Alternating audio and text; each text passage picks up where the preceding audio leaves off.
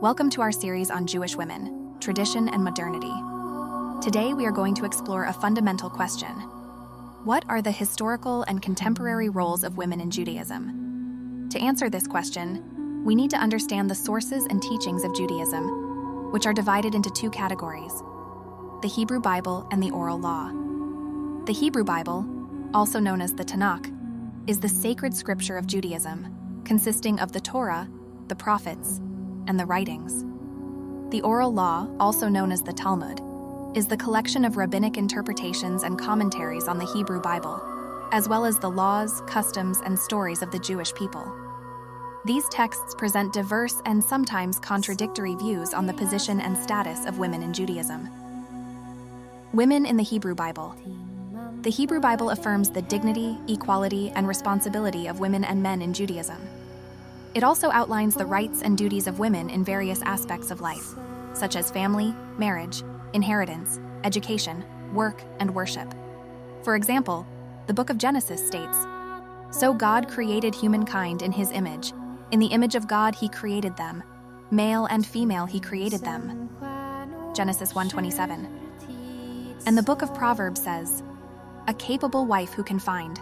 She is far more precious than jewels. She looks well to the ways of her household and does not eat the bread of idleness. Her children rise up and call her happy, her husband too, and he praises her." Proverbs 31:10, 27, 28.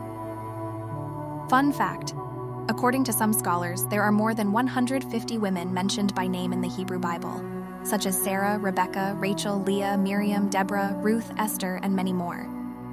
Women in the Talmud. The Talmud presents a mixed picture of the roles and status of women in Judaism. It depicts some women as ideal wives, mothers, and daughters, who are loyal, devoted, and obedient to their husbands and families. It also depicts some women as powerful and independent, who are leaders, scholars, and sages, challenging the norms and expectations of their society. For example, in the tractate Barakot, we read, "Rabbi Yosei said, 'Once I was traveling on the road and I entered into one of the ruins of Jerusalem to pray.'" Barakot 3a. Fun fact: according to some scholars, there are more than 100 women mentioned by name in the Talmud, such as Beruriah, Yalta, Imma Shalom, and many more.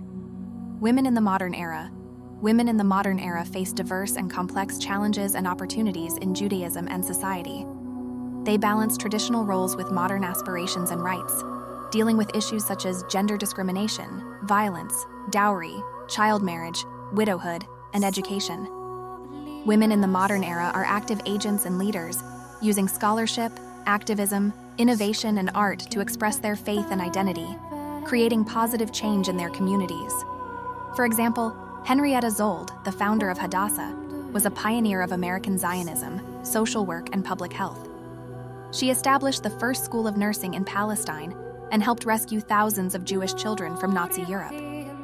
Fun fact: Henrietta Zold was the only woman elected to the Zionist Actions Committee, the governing body of the World Zionist Organization, in 1911.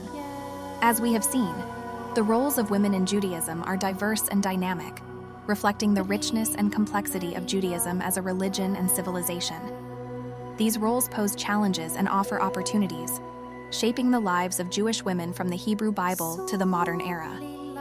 How do you feel about these roles? What are the benefits and drawbacks?